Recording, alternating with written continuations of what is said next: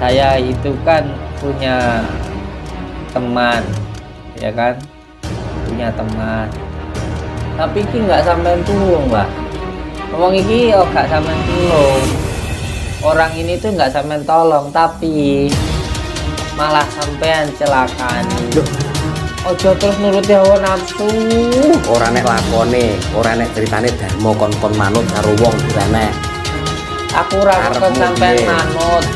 Aku mau melas ke sampean. Sampean ku uripe sengsara, sara donya, sara akhirat. Kowe pancen omongan kok. Pancen kaget. Siap kamu wae.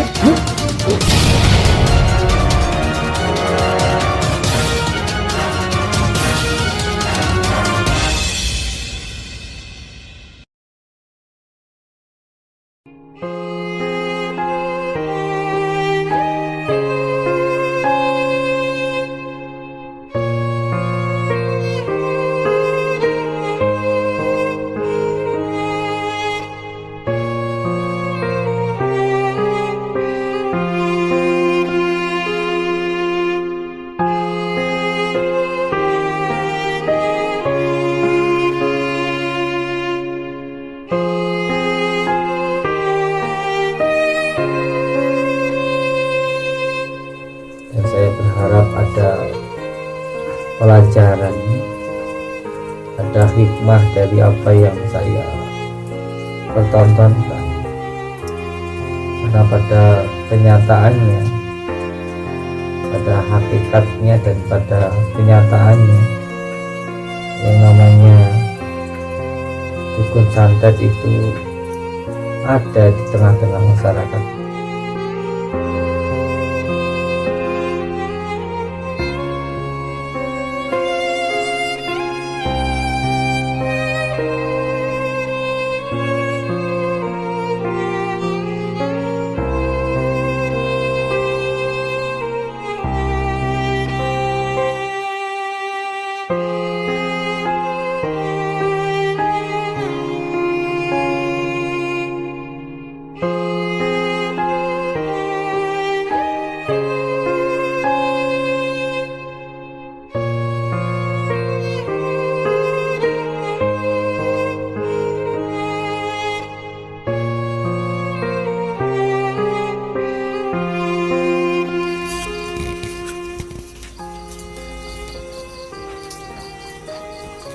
Saya akan melontarkan ini madu apa ini? Tunggu.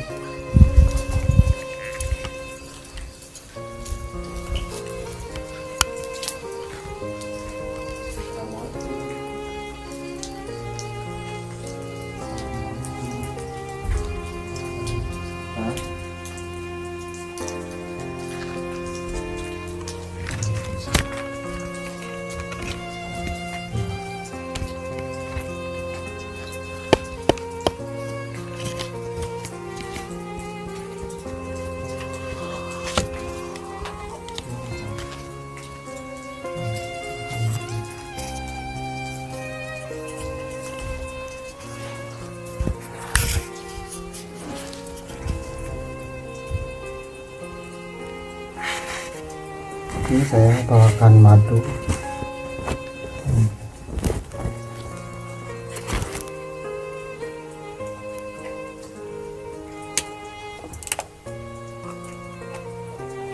Nanti juga.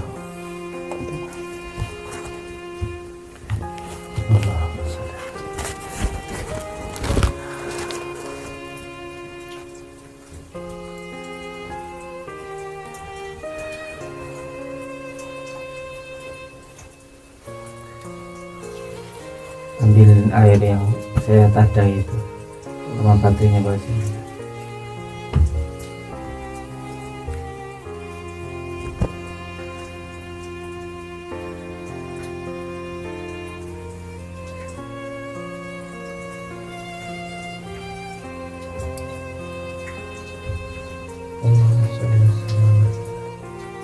Sayyidina Muhammad Sarifi Sayyidul Asma wa Syifa Allah.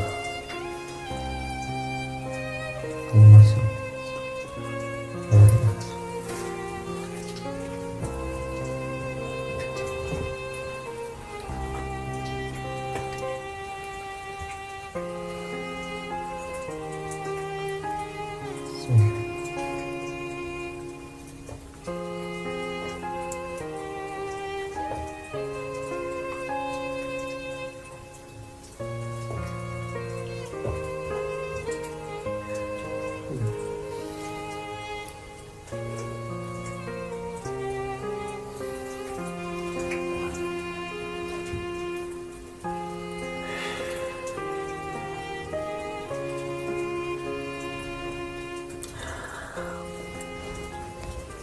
Sama siapa di sini?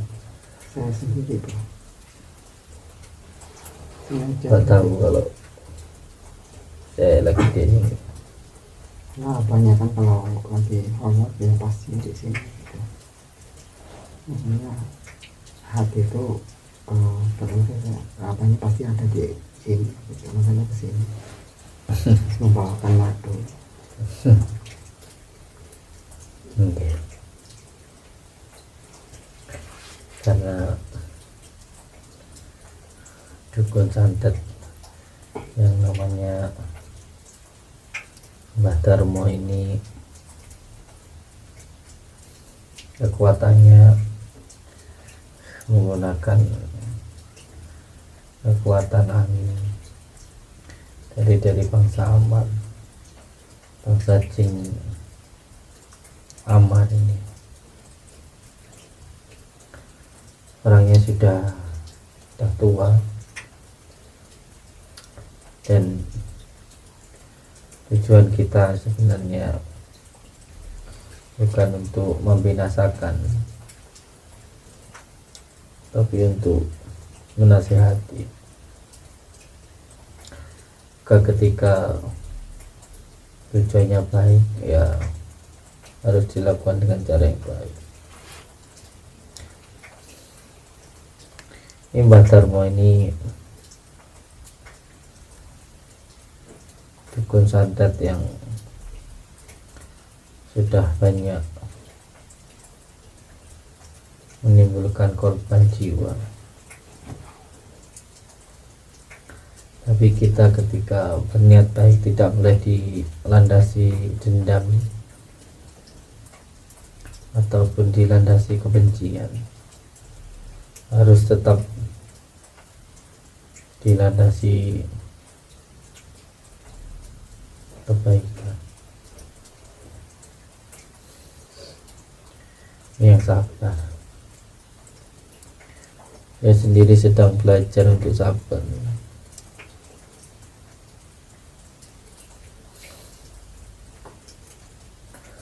Saya akan datang ke sana karena adanya seorang pasien saya yang dulu pernah nyantet orang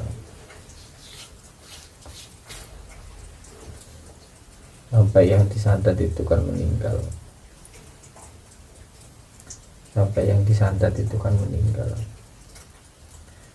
Ketika yang disantet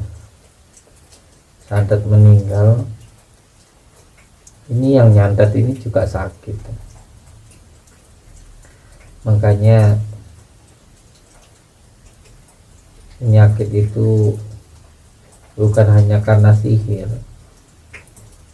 tapi juga bisa karena kesalahan kita sendiri, karena perbuatan kita sendiri. Oleh sebab itu hati-hati dengan perbuatan kita sendiri. Jangan sampai perbuatan kita itu menyakiti orang lain. Sebisa mungkin apa yang kita ucapkan itu jangan sampai menyakiti hati orang lain. Ya belajar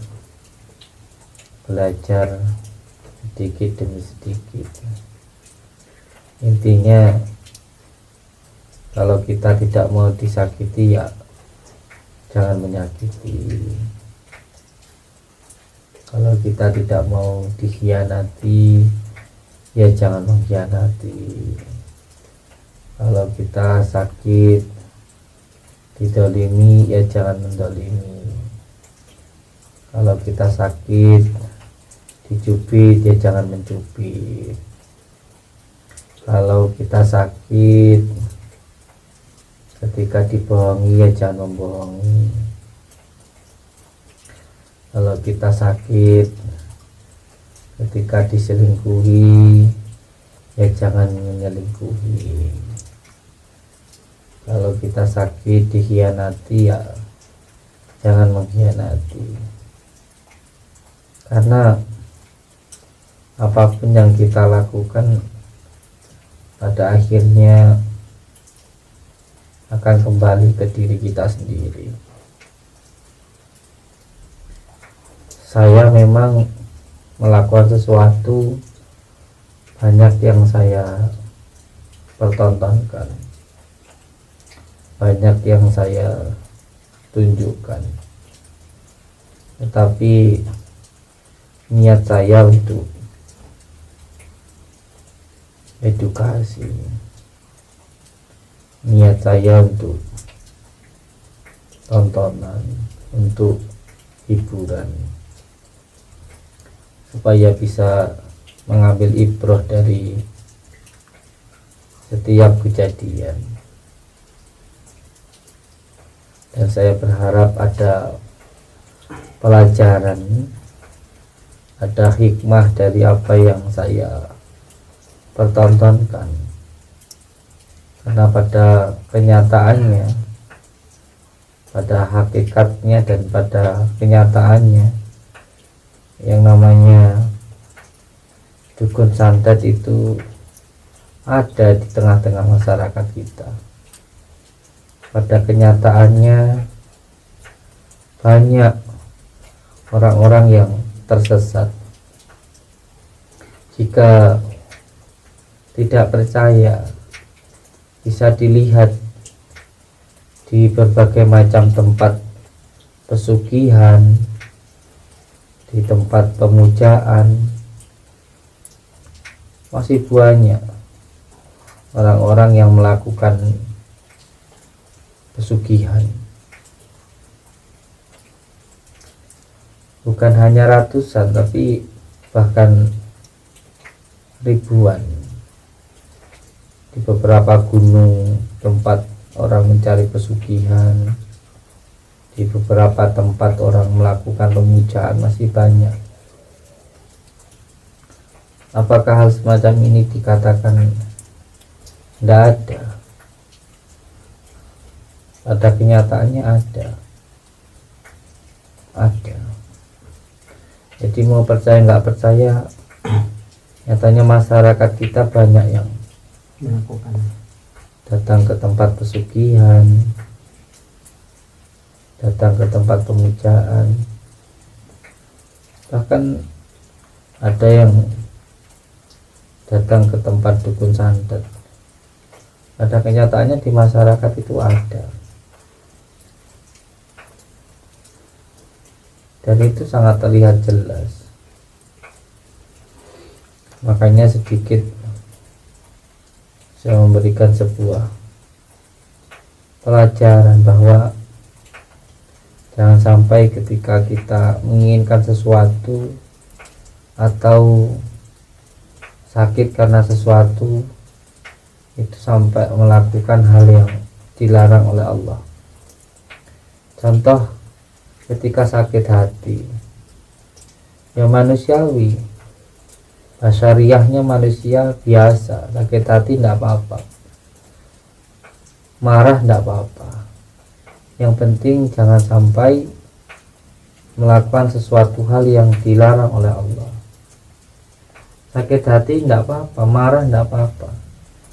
Yang terpenting jangan sampai keluar kata-kata yang buruk, apalagi tindakan yang buruk. Karena yang diperintahkan Allah itu adalah sabar dan sholat, bukan melampiaskan hawa nafsu. Kita menginginkan sesuatu tidak apa-apa. Melihat wanita cantik suka tidak apa-apa. Yang terpenting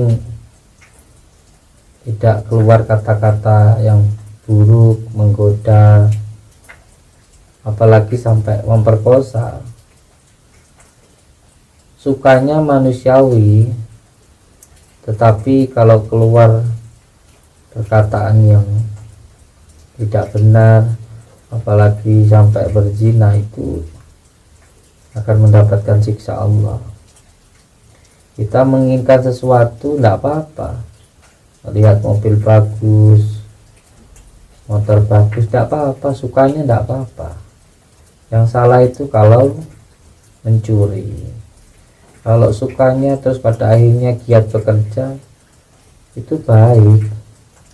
Yang nggak baik itu kalau dilakukan dengan cara yang tidak baik.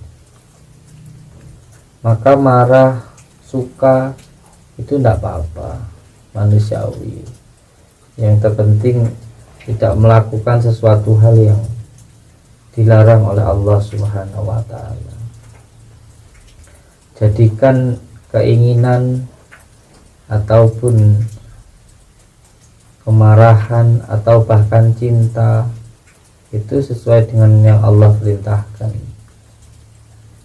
Sebagai contoh, kalau ada orang cinta, dia cemburu, jangan malah marah-marah, karena itu nanti akan membuat orang yang dia cintai tidak bahagia.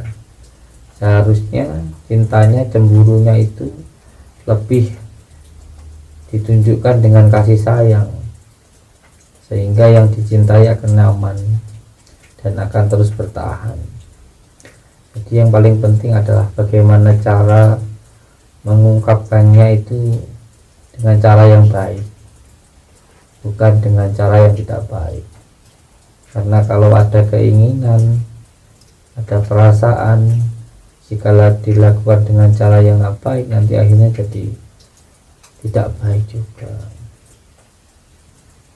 Yang terpenting kalau menurut saya, kita lakukan yang baik menurut Allah, bukan menurut manusia.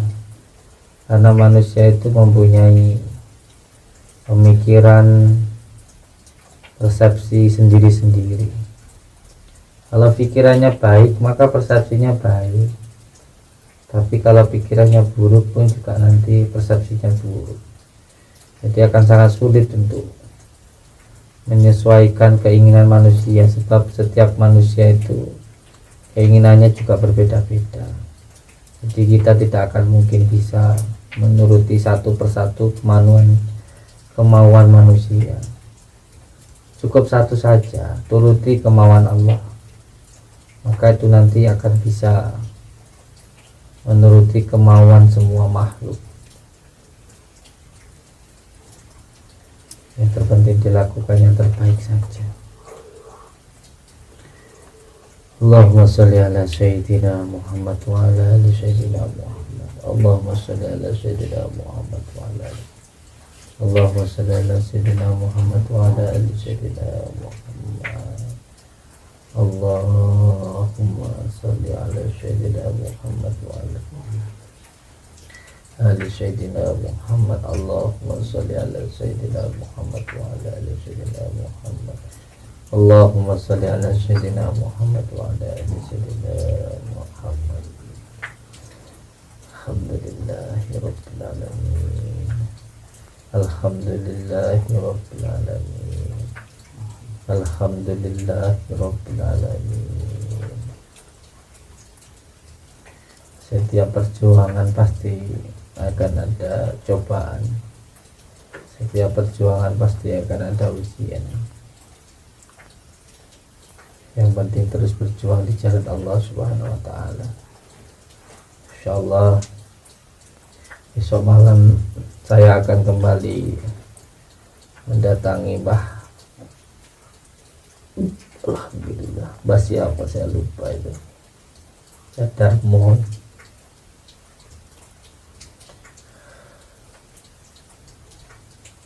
Yang sabar, harus sabar menangani masalah yang seperti ini. Alon-alon penting kelakon. Berjuang harus dengan hati, karena yang dari hati akan sampai ke hati, jangan pakai hawa nafsu. Mohon doanya untuk semua saudara-saudaraku di manapun berada. Semoga yang kita lakukan ini mendapatkan ridha Allah Subhanahu wa Ta'ala, diberikan keselamatan, diberikan kemudahan di dalam setiap perjuangan, mudah dan mendapatkan ridha Allah Subhanahu wa taala. Alhamdulillahirabbil alamin. Mohon doanya saja supaya bisa menyadarkan dukun santet Mbah Darmo ini. Mohon doanya. Insyaallah. Yang penting apapun keadaannya tetap dinikmati dan disyukuri. Insyaallah akan terasa nikmat. Insyaallah. Yang penting di dalam hati kita jangan sampai ada kebencian, itu saja. Yang terpenting di dalam hati kita jangan sampai ada kebencian. Jangan sampai ada kebencian di dalam hati kita. Nah, itu akan membuat diri kita sengsara. Allahumma sholli ala sayyidina Muhammad. Allahumma sholli ala sayyidina Muhammad. Allahumma sholli ala sayyidina. Monggo saya tak sampai di dulu. Sampai tinggalkan aja. Iya Pak. Mohon pamit ya Pak. Monggo. Assalamualaikum. Waalaikumsalam.